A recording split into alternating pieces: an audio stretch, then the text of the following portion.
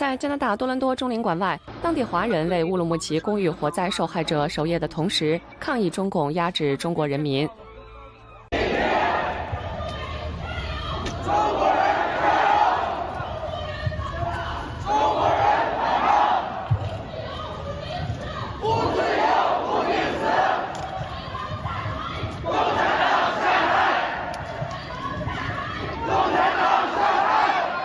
在英国伦敦中使馆外也聚集了大批抗议民众。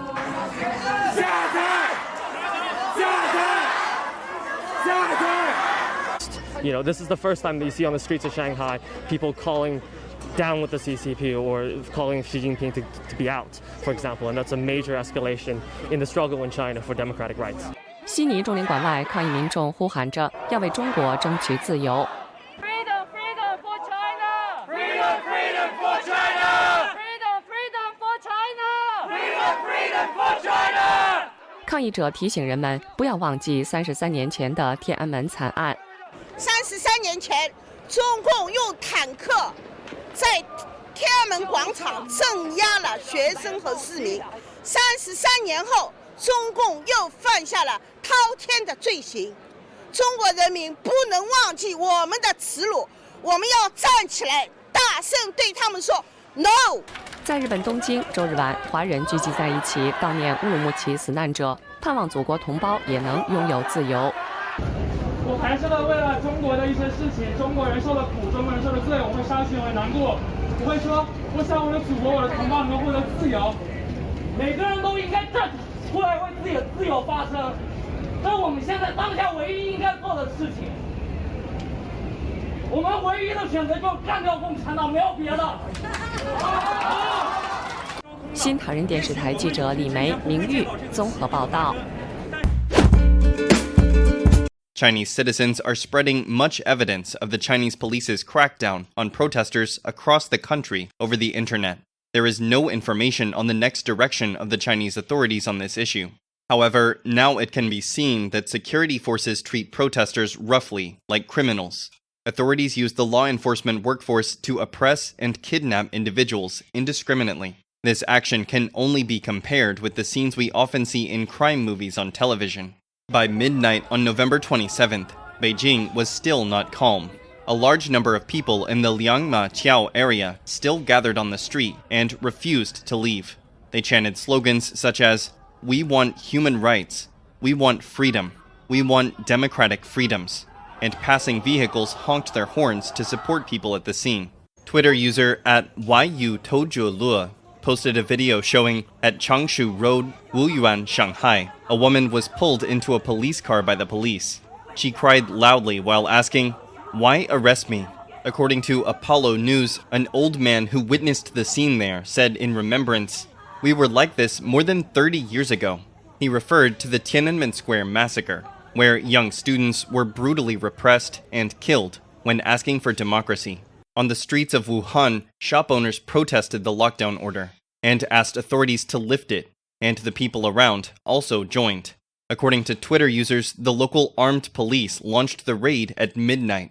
Those present at the scene took pictures of the armed police arresting people and witnessed how the armed police beat those who were arrested. This unlucky man was arrested on Jianghan Road in Wuhan. The police brutally suppressed him. A video shows suspects being arrested at Liangma Bridge, Beijing, and crowds shouting to let them go.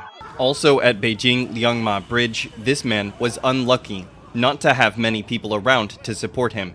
He was taken away at 2:30. At the intersection of the Nie Air bronze statue in Shanghai, the police arrested people indiscriminately and forcibly dragged people out of their cars. It is not difficult to see that the repression is escalating as the persecution continues incessantly, in a tactic we can only see in authoritarian countries. The whole world is anxiously awaiting news from the mainland about this unprecedented incident. 不要封控，要自由！不要封控，要自由！不要独裁，要民主！不要独裁，要民主！11月27日晚间，在加拿大多伦多的中领馆前，有近千名中国留学生站满了道路两旁。他们像中国大陆同胞那样，手举着标语和白纸，表达着心中的反抗。过往车辆和集会人士彼此呼应，鸣笛声、口号声响成一片。共产党下台！共产党下台！中国人反抗！中国人反抗！共产党的暴政无法摧毁我们，中国人绝不会屈服。我们一直都相信，终于有一天，中国人会站起来推翻共产党的暴政。可是我没有想到，这一天会来得如此迅速。在中领馆前的一角，人们排着长龙，向新疆受难者表达着哀思。很多留学生表示，来到这里声援同胞、反抗暴政是一种责任，不害怕中共的报复。我们中国的同学们冒着那么大的风险都不害怕，还有什么好怕的？星星之火可以燎原，一旦我们团结起来，该害怕的是共产党和他们的走狗。11月24日，新疆乌鲁木齐住宅楼发生火灾，因中共实施清零政策严格管控，影响了消防车救援，造成了10人死亡、9人受伤。事发之后，中国大陆至少有15个省市出现了抗议活动，至少有76所高校学生自发组织抗议。欧美和亚洲的10多个大都市的声援活动源源不断。新唐人加拿大记者站各地连线报道。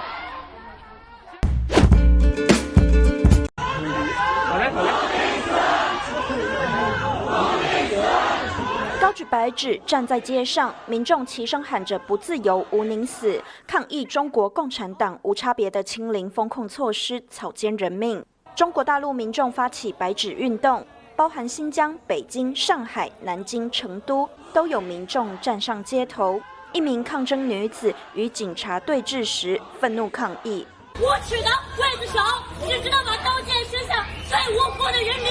中共官方展开维稳，多地传出发生警民冲突。然而，中国人民对于民主法治与自由的渴求被唤醒，连体制内的警察近期都开始反对无差别封控。有警察在致电居委会要不到封控文件后，将小区开放。现在人居民要的是你们这封控的这个文儿。你口头布置工作，那我们你依据什么不让人出去啊？你口头布置，我们执法说人家那儿聚众闹事，我们有法可依。北京另一个小区内，在防疫人员要把小区大门封起来时，还有警察出来制止。防疫人员因为不满与警方起冲突，最后被警察带走。新唐人亚太电视黄燕玲整理报道。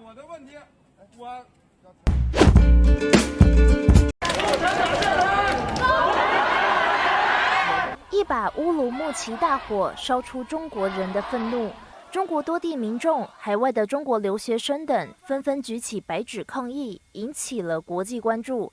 而中共一贯封锁言论自由，也让民众有不同的抗议发声做法。推特就有网友贴出照片，清华大学学生高举的白纸上印有公式，网友说明用 Friedman 的公式表达自己的诉求。Friedman 发音近似 freedom， 同时网传照片也显示有抗议者举着白纸，不过纸上写了"请大家不要聚集，警察如果来了就翻到这一面"。也有网友贴出照片，表示黑龙江大学的学生用口罩做了一面旗帜，在学校里面无声抗议。而抗议也从线下拓展到线上，在电玩游戏中可以看到用涂鸦写上"共产党下台，敬每个自由抗争的灵魂，不要核酸要自由"。也有游戏玩家表示，不要害怕游戏被禁，这本身就是不合理的，不说话会失去更多，不要在沉默中灭亡。新唐人亚太电视曾义豪、曾新敏整理报道。A freezing winter is coming to places in China. According to the forecast, temperatures in the southwestern province of Hunan will drop to 0 degrees Celsius this Wednesday, November 30th. A school in the province has recently sent a request letter asking for donations of winter clothes for thousands of students. The request comes due to the zero-COVID policy. China's strict policy of zero COVID has slowed down traffic and the flow of goods across the mainland. Hunan Preschool Teachers College sent out the request letter. They asked for donations of old winter clothes for about 1,400 students since they don't have enough warm clothes to survive this winter. The school then explained that it sent out this letter because most courier services were closed due to the COVID measures. This meant that parents could not send winter clothes to their children. If enough winter clothes are collected, the group of Hunan students will be able to survive the coming cold snap, but other places in China might be facing the same problem. For example, a resident in Wuhan City, where the COVID pandemic originated, complained about courier deliveries and closed cafes. No one knew how long the city would be closed. China has implemented a strict zero-COVID policy since the beginning of the pandemic. Some local governments, like Hunan province mentioned above, have even put in place more measures to intensify the policy. According to Radio Free Asia, all Chinese residents owning a smartphone need to install a health code showing their COVID status. There are 3 standard colors, red, yellow, and green. But recently, Hunan province has invented 2 more codes, purple and blue, to classify people into different groups. The health code system has been accused in a way to control people's movement. It has even been reported it was misused on purpose to curb social protests.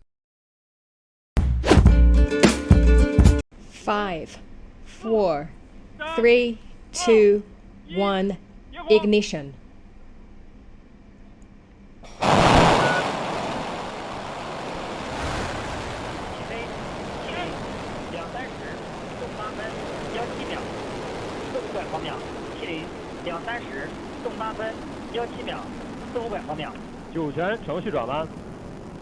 Three Chinese astronauts into space. Pitch over.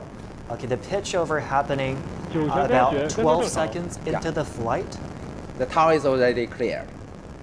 We can see the white flames very bright in the night. 青山 USB 雷达跟踪正常，遥测信号正常。 The ground station reports that the tracking is normal and the status is normal. Oh, this is the camera mounted on the launch vehicle. 雷达跟踪正常。 And we will continue to hear those tracking data that will tell us how the flight is going. We'll continue to hear them throughout the process. So the next critical step will be the jettisoning of the emergency escape tower about 2 minutes after liftoff. At this moment, we can see that this is a video mounted on the body of the maybe the second stage, and we can see 2 of the boosters and their flames, and we can see the cabin